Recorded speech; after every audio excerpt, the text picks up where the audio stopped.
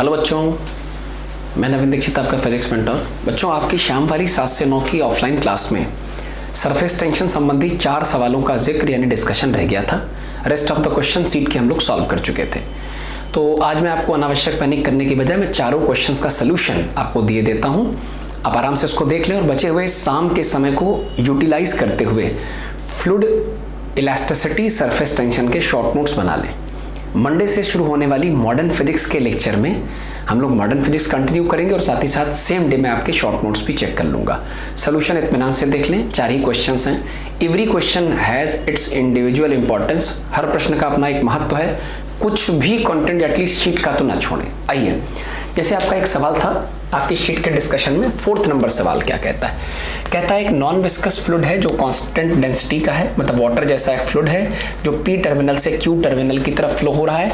जिस तरफ से फ्लूइड फ्लो हो रहा है वो 5 मीटर हाइट है, जिधर की तरफ जा रहा है 3 मीटर हाइट है। P और Q पर आपको क्रॉस सेक्शन एरिया भी दिए गए हैं। जैसे P का क्रॉस सेक्शन एरिया गिवन है 40 सेंटीमीटर स्क्वायर। ये इधर का एरिया नंबर 1 है, मैं इसे A1 लिख देता हूं बेटा, है ना। और दूसरे Q सेक्शन का P का 20 सेंटीमीटर स्क्वायर, P का 40 और Q का 20। इधर का जो एरिया है दैट इज A2 लिख देता हूं मैं ना। इधर का A2 कितना बच्चा? 20 सेंटीमीटर स्क्वायर। P वाले टर्मिनल पर जो वेलोसिटी ऑफ फ्लूइड मेंशन करी गई है P पर, वो 3 मीटर पर सेकेंड है ना। तो मैं इधर से फ्लो होने वाले फ्लूइड की, इस वाले फ्लूइड की वेलोसिटी को लिख देता हूं V1 बराबर 3 मीटर पर सेकेंड। और इधर से एग्जिट पॉइंट पर निकलने वाले फ्लूइड की वेलोसिटी V2, यही हमारे लिए प्रश्न है। Q से निकल रहे फ्लूइड की velocity of the fluid at point Q2। तो देखिए, कई बच्चों के मन में ये भी आता है कि सर जब हमें फ्लूइड की डेंसिटी और सारी चीजें दी गई हैं तो क्यों ना हाइट, डेंसिटी, प्रेशर, वेलोसिटी इत्यादि का इस्तेमाल करके हम बर्नौली थ्योरम जो कि कहती है pressure per unit, pressure energy per unit volume और potential energy per unit volume, kinetic energy per unit volume, तीनों का सम कांस्टेंट होता है। तो यहाँ पर प्रेशर पोटेंशियल काइनेटिक निकालें, यहाँ पर प्रेशर पोटेंशियल काइनेटिक निकालें, दोनों को बराबर, मतलब बर्नौली थ्योरम अप्लाई करके भी हम इस प्रश्न को सॉल्व कर सकते हैं, कोई बुराई नहीं। बट दिए गए डेटा के आधार पर जब रखकर आप कैलकुलेट करोगे so answer will be 7 metre per second, जो कि दिए गए ऑप्शंस में से मिसिंग है। अतः इस बात का ध्यान रखें कि जनरली क्रॉस सेक्शन दिए जाने के केस में आप बहुत एफर्ट ना करें, परेशान ना हो। क्रॉस सेक्शन एरिया और वेलोसिटी दिया है, so follow the principle of continuity. और प्रिंसिपल ऑफ कंटिन्यूटी क्या कहता है? A1 V1 is equal to A2 V2। कैसे आता है आपको पता है कि volume incoming per second is equal to volume outgoing per second. So A1 V1 बराबर A2 V2 कॉन्सेप्ट लगाएंगे अगर आप। सो एरिया पहले क्रॉस सेक्शन का that is given as 40 in terms of centimetre square. V1 पहले terminal पर velocity 3 is equal to दूसरे का एरिया 20 मल्टीप्लाई बाय दूसरे की वेलोसिटी V2 अननोन है। ध्यान से देखें, कटिंग करेंगे, यूनिट कन्वर्जन की आवश्यकता नहीं, क्योंकि सेंटीमीटर स्क्वायर कट जाएगा और ये मीटर पर सेकंड में, तो वेलोसिटी का आंसर मीटर पर सेकंड में ही आएगा। तो 20 एक के 20, 20 दूनी 40, सिंपली 3 दूनी 6। So V2 is equal to 6 metre per second. Option दिख रहा होगा, बिल्कुल सिंपल सवाल, राइट, 6 मीटर पर सेकेंड। मैं फिर से आपसे कहूंगा, अगर आप इसे बर्नौली प्रिंसिपल से सॉल्व करते हैं तो गलत नहीं है, कतई गलत नहीं है। हालांकि इस सवाल में थोड़ी सी कॉम्प्लेक्सिटी ये है कि इसको या तो केवल बर्नौली का हिंट देना चाहिए था, तो आंसर 7 मीटर पर सेकेंड आता है इस प्रिंसिपल से। और अगर प्रिंसिपल ऑफ कंटिन्यूटी से लगाओगे तो एरिया दिए जाने के केस में प्रिंसिपल ऑफ कंटिन्यूटी को ही प्राथमिकता दें। सो A1 V1 बराबर A2 V2 ऑप्शन आपके सामने, राइट। अब नेक्स्ट सवाल की तरफ चलते हैं बच्चों। अगला एक सवाल आपका बहुत प्यारा है, बहुत अच्छा सवाल है, यूनिक सवाल है। कहता है certain number of spherical drops हैं जो लिक्विड की हैं, उनकी छोटी छोटी रेडियस R है और वो फॉर्म करती है एक सिंगल बड़ा सा ड्रॉप। तो अगर बड़े से ड्रॉप का वॉल्यूम V है तो सरफेस टेंशन T होने पर T की वैल्यू, एनर्जी वगैरह बतानी, मतलब ये सारी जानकारी आप सुन लिए। तो मैं इसको, ये तो क्वेश्चन हो गया पढ़ना, अब समझते कैसे कि हमारे पास छोटी छोटी कई सारी ड्रॉप्स हैं। ये छोटी छोटी वाटर की ड्रॉप्स हैं, छोटी छोटी वाटर की ड्रॉप्स हैं, लिक्विड की ड्रॉप्स हैं, और इनमें से प्रत्येक ड्रॉप स्मॉल r रेडियस की है और ऐसे n संख्या में ड्रॉप्स हैं। ये सारी ड्रॉप्स कोलैस करके, मतलब आपस में कंबाइन होकर के, कोलैस करके, कंबाइन होकर के, इकट्ठे होकर के, सम्मिलित होकर के ये एक बड़े ड्रॉप का निर्माण करती। मान लीजिए इस ड्रॉप की जो रेडियस है दैट इज कैपिटल R। अब हम लोगों ने कैपेसिटेंस वाले चैप्टर में भी पढ़ा था कि ड्रॉप्स कैसे कंबाइन। तो ड्रॉप्स के कंबाइन होने में एक सबसे विशेष बात है कि वॉल्यूम कंजर्वेशन या मास कंजर्वेशन अगर फॉलो होगा तो एन ड्रॉप्स ने जितनी जगह ली है उतनी जगह पे एक बड़ी ड्रॉप लेगी। सो एन ड्रॉप्स का वॉल्यूम इज इक्वल टू एक बड़ी ड्रॉप का volume. So from volume conservation पहला स्टेप हम लेने जा रहे हैं। बड़ी बूंद का वॉल्यूम, स्फेरिकल शेप की ड्रॉप का वॉल्यूम कितना हो जाएगा, 4/3 pi capital R cube is equal to n times of छोटी छोटी ड्रॉप्स का volume, 4/3 pi small r cube. काटा पीटी करोगे बच्चों तो बड़े सिंपल तरीके से आप चाहें तो देख सकते हैं कि 4/3 पाई से 4/3 पाई कट गया। सो यहां से आता हुआ R cube upon small r cube is equal to n। किसी विशेष उद्देश्य से हमने इसको रोक रखा है, अभी आगे काम आ जाएगा, है ना। आप बहुत कैलकुलेशन करके आगे ना बढ़ेंगे, क्यूब रूट ले लिया, कुछ नहीं करिए। हमने capital R cube upon small r cube बराबर n होल्ड कर दीजिए। छोटी छोटी बूंद के कॉम्बिनेशन से जो बड़ी बूंद बनी है, तो वॉल्यूम कंजर्वेशन कहता है जितना बड़ी बूंद की वॉल्यूम है उतना ही n छोटी बूंदों का वॉल्यूम, उससे रिलेशन मिल गया। अब क्या कहता है, हाँ, बड़ी बूंद के वॉल्यूम को इन्होंने v भी कहा है, तो आवश्यकता पड़ने पर बड़े बूंद के वॉल्यूम को हम लिखेंगे v बराबर 4/3 पाई कैपिटल आर क्यूब। अब इतनी जितनी बातें प्रश्न में दी थी वो खत्म हो गई, बस एक चीज बची, वो है सरफेस टेंशन। अब क्या करें, एक बात सोचिए, जब भी कभी छोटी छोटी बूंदें कोलैप्स होकर के बड़ी बूंद का निर्माण करेंगी तो सरफेस एरिया परिवर्तन आएगा। भाई रेडियस बदल गई, रेडियस में परिवर्तन आया, रेडियस में परिवर्तन आया। देखिए रेडियस का एक नया रेशियो डेवलप हो गया, तो रेडियस अगर बदली तो सरफेस एरिया बदलेगा। और सरफेस एरिया बदलना मतलब सरफेस एरिया बढ़ाना घटाना, इन सभी परिस्थितियों में सरफेस टेंशन काम करता है, या सरफेस टेंशन प्रॉपर्टी के अगेंस्ट या फेवर में हमें काम करना पड़ता है। हम लोग अक्सर डिस्कस करते हैं कि अगर बड़ी ड्रॉपलेट, मैंने आपसे अक्सर कहा कि स्प्रे करते वक्त जो पानी की बड़ी बड़ी ड्रॉप है छोटी छोटी बूंदों में टूट जाती हैं, और ऐसा करने से सरफेसेस मटती हैं और थोड़ा सा एनर्जी का लॉस होता है। इसी वजह से जो नई छोटी छोटी ड्रॉपलेट्स बनती हैं वो ठंडी ठंडी महसूस होती हैं, स्प्रे वाला पानी। तो बस ऐसे समझना है कि छोटी छोटी बूंदों से बड़ी बूंद बनने तक में जो एरिया चेंज आया उस दरमियान कुछ एनर्जी का परिवर्तन हुआ होगा। अब एनर्जी चेंज कैसे निकालें, सो हिंट के तौर पर हमने लिख दिया है कि वर्क डन या चेंज इन एनर्जी का सिंपल फार्मूला है surface tension multiply by right change in area. So दिमाग लगाएं, वर्क डन या चेंज इन एनर्जी, ध्यान से सुनिएगा मेरी बात को, इधर लिख रहा हूं मैं, वर्क डन या चेंज इन एनर्जी। चलिए मेरा कॉन्सेप्ट चेंज है तो इधर कलर चेंज कर देता हूं, वर्क डन या चेंज इन एनर्जी फ्रॉम छोटी ड्रॉप यानी small drop to large drop. ये भी तो आपको समझ में आया, छोटी से बड़ी बनने में जो परिवर्तन आया है ना, दैट इज इक्वल टू, सुनिएगा बहुत ध्यान से, is equal to surface tension multiply by change in area. Surface tension multiply by change in area, बिल्कुल सिंपल। अच्छा सरफेस टेंशन को टी रख लेते हैं, चेंज इन एरिया कितना, तो अब बन गई बड़ी ड्रॉप। अब एरिया कितना है, अब एरिया है 4πr²। फर्क समझिए, हम एरिया का डिस्कशन कर रहे हैं 4πr², स्फीयर का सरफेस एरिया 4πr², वॉल्यूम अलग बात है, स्फीयर। सो ड्रॉप्स के कोलैप्स करने पर जो एरिया परिवर्तन हुआ उस एरिया परिवर्तन के हिसाब से हमने पढ़ रखा है कि वर्क डन या change in surface potential energy is equal to surface tension into change in area, right. So surface tension को किनारे किया, चेंज इन एरिया मतलब ये बड़ा वाला एरिया बड़ी बूंद का 4π कैपिटल R² माइनस, अच्छा छोटी छोटी n बूंदों का सरफेस एरिया कितना होगा, एक बूंद 4π स्मॉल R², तो n बूंदे n times of 4π small R², bracket बंद कर लीजिए, है simple, right. So work done या change in energy, work done या change in energy, surface tension बाहर रहेगा, रखिए, इनमें से कुछ कॉमन आ सकता ले लीजिए। अभी तो फिलहाल एक चीज और बताएं मैं आपसे, जैसे इसमें 4π कैपिटल R² माइनस n हमने इसीलिए खोज के रखा था ताकि समय आने पर इस्तेमाल कर सके, तो n की जगह मैं लिख सकता हूं R³ अपॉन R³, n2 बचे हुए नंबर्स में लिखा हुआ है 4πr²। कुछ कटेगा, बिल्कुल कटेगा, r 2 पावर ऊपर 2 पावर नीचे कट गई, 1 पावर बची है, ठीक है। अब आगे एक स्टेप आपको और करना पड़ेगा, क्या, आप t रहने दीजिए, 4πr³ कॉमन ले लीजिए, 4 पाई दोनों जगहों पर कॉमन है, आर क्यूब कॉमन लीजिए। जहां पर आर की एक पावर कम है वो आर डिवीजन में चला जाएगा। सो टी बाहर रहेगा, जल्दबाजी नहीं करेंगे, ध्यान सुनते रहेंगे।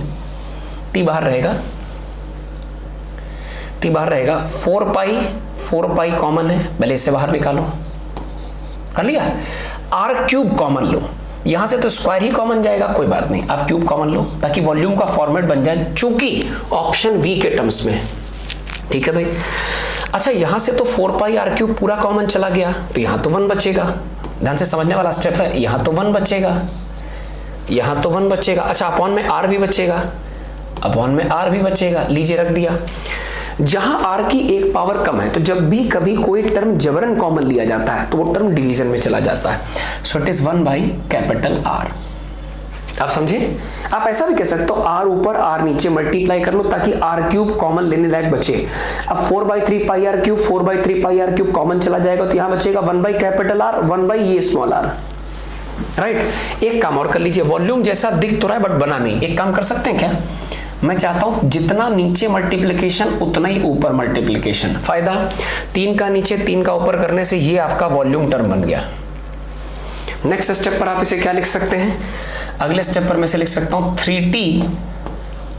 3t ये बना v, 3tv और डब्बे के अंदर 3t ये बन गया v डब्बे के अंदर। अब छोटा सा लॉजिक और लगाइए, 1 बाई बड़ा r माइनस 1 बाई छोटा r। अगर इस नंबर को ध्यान से देखोगे तो इसका डिनोमिनेटर बड़ा है, यानी वैल्यू छोटी आएगी। इसका डिनोमिनेटर छोटा है, स्मॉल r है, तो ये वैल्यू बड़ी आएगी। छोटे में बड़ा घटाओगे तो आंसर नेगेटिव आएगा। तो एक काम कर सकते हैं, क्यों ना हम माइनस कॉमन ले लें, हर चिन्ह का महत्व है। माइनस कॉमन लेने से ये आपका टर्म पहले आ जाएगा 1 बाई स्मॉल r। यदि आप प्रोसेस में ऐसा नहीं करते तब भी चिंता मत करिएगा, मैं फिर भी लास्ट में आपको समझा दूंगा। तो माइनस कॉमन लेने से 1 by small r minus 1 by capital r, minus 1 by capital r। फायदा, आप माइनस छोड़ के इतनी संख्या को अगर ध्यान से देखेंगे, पॉजिटिव पॉजिटिव पॉजिटिव सब पॉजिटिव है। 1 बाई छोटा, डिनोमिनेटर छोटा, वैल्यू बड़ी, और बड़े में छोटा घटाओगे तो ये भी डब्बा पॉजिटिव आएगा। पूर्ण डब्बे के पॉजिटिव होने के बाद अंत में नेगेटिव साइन इस बात का सूचक है कि अगर डेल्टा यू मतलब एनर्जी परिवर्तन नेगेटिव है, एनर्जी परिवर्तन नेगेटिव मतलब अंत में एनर्जी कम हो गई, एनर्जी का लॉस हुआ है, so energy will be released. Option check कर लीजिए, 3vt 1 by small r minus 1 by capital r, this much of energy is released. थोड़ा सा लेंथ में बड़ा बट शानदार सवाल, आराम से फिर बता दूं मैं आपको। छोटी छोटी ड्रॉप के कोलैप्स होने से जो बड़ी ड्रॉप बनी, मान लीजिए n छोटी ड्रॉप बड़ी ड्रॉप में कन्वर्ट होती हैं, तो पहले लगाया वॉल्यूम कंजर्वेशन, इससे n की संख्या होल्ड कर लिया, वॉल्यूम ऑफ स्फीयर होल्ड कर लिया।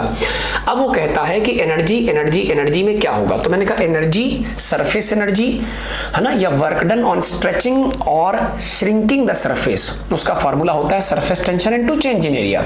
Surface tension into change in area मतलब बड़ा वाला ड्रॉप का एरिया माइनस n छोटी ड्रॉप का एरिया। यहां मैंने जो n खोज कर रखा था वो वापस रख दिया। ऐसा करने से टर्म में कुछ टर्म कट गए, जो वॉल्यूम जैसा बन सकता था r क्यूब वो कॉमन ले लिया। 3 ऊपर 3 नीचे मल्टीप्लाई करने से ये v बन गया। v इसलिए बनाया क्योंकि सारे ऑप्शंस में v शामिल है, और इतना करने के बाद अंतिम स्टेप में माइनस इसलिए कॉमन लिया ताकि बाकी बचे हुए नंबरों पर यह विचार हो सके कि ये सब प्लस आएंगे। अंत में इस माइनस का सूचक है, आपको दिखने लगा कि हाँ सच में एनर्जी का जो चेंज है, जो सरफेस एनर्जी चेंज है, जो वर्क डन है, वो अगर नेगेटिव है इसका मतलब एनर्जी का लॉस हुआ। So this much of energy is released during the process. छोटी छोटी बूंदें जब कोलैप्स होकर के बड़ी ड्रॉप बनाएंगी, so this much of energy will be released. बच्चों क्लियर है? राइट। नेक्स्ट प्रश्न की तरफ चलते हैं। बहुत प्यारा सवाल है, इसमें मैं चाहूंगा आप अगर बहुत ज्यादा एफर्ट ना करें, थोड़ी सी ही ताकत लगाएंगे तो ये प्रश्न आपका बहुत जल्दी हो जाएगा। है क्या? एक रेक्टेंगुलर फिल्म है, एक रेक्टेंगुलर शेप की फिल्म है, राइट, ऐसी फिल्म है, लिक्विड की ऐसी फिल्म है। कितनी डायमेंशन की? 4/2 की है, 4 सेंटीमीटर बाई 2 सेंटीमीटर है ना। और इसको एक्सटर्नल फोर्स लगा के सरफेस टेंशन के अगेंस्ट खींचा गया और इसकी डायमेंशंस को चेंज कर दिया गया। कितना चेंज कर दिया गया? जो 2 था, 4 को 4 रखा, जो 2 था उसे खींचकर 5 तक ले गए, 5 सेंटीमीटर तक ले गए। जैसा कि हम सभी जानते हैं कि किसी भी सरफेस को स्ट्रेच करने में एक्सटर्नल एजेंट द्वारा काम किया जाएगा और फिल्म वगैरह के एक्सटेंशन में जो वर्क डन है वो अगर लिक्विड फिल्म है सो 2T delta A, work done बराबर surface tension into change in area. Film के केस में याद रखें 2, ये डेरिवेशन आपकी कॉपी पर है, T delta A, right, 2T delta A. Soap film है 2T delta A, liquid film है 2T डेल्टा है फिल्म, और अगर यही सोप बन जाएगी तो T की जगह 2T रखते ही 4T डेल्टा है। ठीक, चलो आगे चलते हैं। So work done is equal to 2 तो 2 रहेगा। सरफेस टेंशन हमें पता करना है, होल्ड कर लीजिए। चेंज इन एरिया कैसे निकाले? चेंज इन एरिया मतलब बड़ी रेक्टेंगुलर पट्टी जो हमने खींच कर बनाई उसका एरिया और छोटी पट्टी का एरिया। बड़ा एरिया कितना हो जाएगा? लंबाई गुणे चौड़ाई। सो 5 × 4 और सेंटीमीटर, सेंटीमीटर बन जाएगा सेंटीमीटर स्क्वायर, माइनस इनिशियली पट्टी कितने एरिया की थी? 4/2, 4 × 2 और सेंटीमीटर सेंटीमीटर सेंटीमीटर स्क्वायर। अब इस प्रोसेस में क्वेश्चन खुद कह रहा है कि the work done in this process, इस पट्टी को यहां से यहां खींचने में जो वर्क डन हुआ that is 3 × 10⁻⁻2 joule is equal to 2 तो 2 रहेगा। सरफेस टेंशन पता लगाना है। 5 चौको 20 में से 4 दूनी 8 चला जाएगा, 12 8 20, 12 बचेगा। सेंटीमीटर स्क्वायर मतलब 10⁻⁻4 मीटर स्क्वायर, राइट। थोड़ा थोड़ा दिमाग लगाते रहें, बहुत छोटा हिस्सा बचा है। आई थिंक अगर आप 3 से काटोगे, 3 × 1 3, 3 चौको 12, राइट। सो ऊपर बचा 10⁻⁻2, होल्ड कर लिया, अपॉन 4 दूनी 8 into 10⁻⁻4 is equal to T। चेक कर लीजिए यहां तक मैंने सही किया है। ओह ये गड़बड़ है, -4 आएगा बेटा, ये -4 है। तो बहुत आसान, -4 से -4 यहीं कट गया और आसान स्टेप हो गया, है ना। वर्क डन की वैल्यू 3 × 10⁻⁴ जूल, 2 रहेगा। Surface tension change in area, बड़ी पट्टी का एरिया माइनस छोटी पट्टी का एरिया, सेंटीमीटर स्क्वायर को एक साथ लिख करके 10⁻⁻4 मीटर स्क्वायर में कन्वर्ट कर दिया है। सिंपल। अब दिमाग लगाइए, 3 × 1 3, 3 चौको 12, 10⁻⁻4 से 10⁻⁻4 कट गया, हो गया, सही है। अब जरा दिमाग लगाइए। सो T इधर अकेला बचा इज इक्वल टू, अब ये बचा 2 चौको 8, सो सिंपली इट्स 1/8, और 1/8 का मतलब बच्चों अगर आप सॉल्व करोगे इट्स 0.125, और सरफेस टेंशन अगर सारी स्टैंडर्ड यूनिट्स हैं तो newton per metre. So 4th option is correct. है आसान, ये PYQ में 17 के आसपास का सवाल है। Now come to the last question, आपकी शीट का 9वां सवाल। क्वेश्चन कहता है 3 लिक्विड हैं डिफरेंट डेंसिटी ρ1 ρ2 ρ3 के, जिसमें ρ1 सबसे बड़ी डेंसिटी, फिर ρ2 फिर ρ3। कहता है इनकी value of surface tension same है।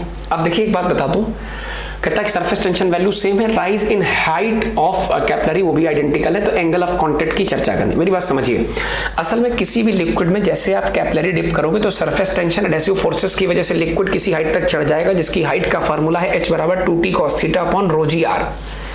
अब क्वेश्चन कहता है कि same value of surface tension, दिमाग लगाइएगा, surface tension same, 2 constant. In fact अगर कैपिलरी डिप कर रहे हो तो उनकी हाइट भी सेम आ रही, H भी सेम है ना, डेंसिटी सेम, जो कि सेम लिक्विड है, और सॉरी डेंसिटी नहीं सेम है, सॉरी ग्रेविटी सेम, और क्या कह रहा है, आइडेंटिकल कैपिलरी, रेडियस भी सेम। तो यदि height same, 2 same, surface tension same, gravity same, radius same, जो कैपिलरी सेम है, तो बचे हुए कैरेक्टर्स में मेरे पास क्या क्या बचा जो सेम नहीं है? दिमाग लगाइए बच्चों, मुझे लगता है शायद 2 लोग बचे। एक बचा cos थीटा जो कि सेम नहीं है, जो कि एंगल ऑफ कांटेक्ट की ही चर्चा है, और अगला डेंसिटी जो कि डिफरेंट है। तो यदि सारे कैरेक्टर कांस्टेंट किए जाए, दिमाग लगाइएगा, तो मैं लिखूंगा H, GR को ऊपर ले जाओ, GR अपॉन 2T को नीचे ले आओ, इज इक्वल टू क्या बचा? ऊपर बचा cos थीटा और नीचे बचा रो। मैंने जानबूझ के इन्हीं लोगों को बचाया है। हाइट सेम, पढ़ लीजिए, ग्रेविटी सेम, कैपिलरी सेम तो radius same, 2 same, surface tension same, और अगर ये सभी सेम हैं तो cos थीटा बाई जो रो का रिलेशन आएगा वो सेम मतलब कोई चीज सेम आती चली जाए मतलब वो कांस्टेंट है, फिक्स है। So cos theta by rho is equal to constant, cos theta by rho is equal to constant. Cross multiply करोगे तो आ जाएगा cos theta is equal to constant rho. तो इस प्रश्न के हिसाब से cos theta is directly proportional to rho, मतलब जैसा डेंसिटी का ऑर्डर वैसा कॉस थीटा का ऑर्डर। आमने सामने ना प्रोपोर्शनलिटी है, अगर ये बढ़ेगा ये बढ़ेगा, ये घटेगा ये घटेगा। सो डेंसिटी का ऑर्डर क्या है? डेंसिटी का ऑर्डर ऐसा है कि रो, मैं लिख दे रहा हूं फिर से, रो 1 से छोटा है रो 2 से छोटा है रो 3। ये डेंसिटी का डिक्रीजिंग ऑर्डर है।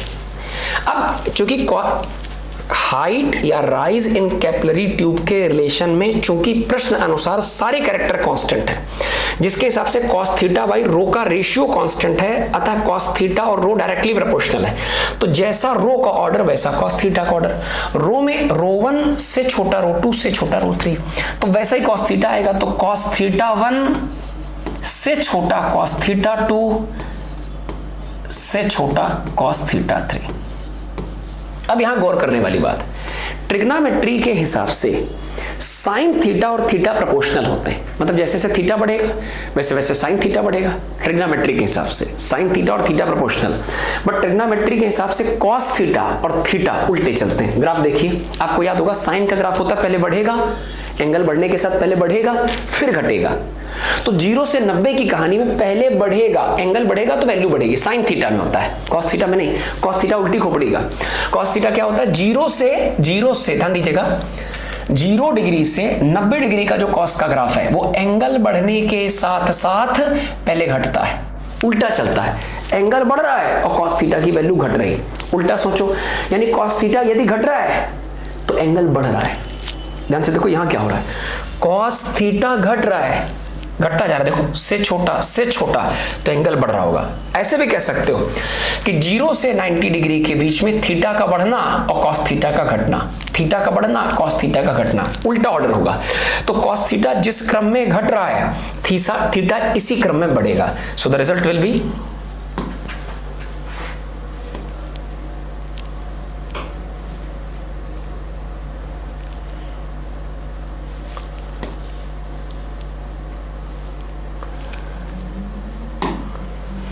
है ना, रिजल्ट विल बी, ये ऑर्डर मिला। अरे बेटा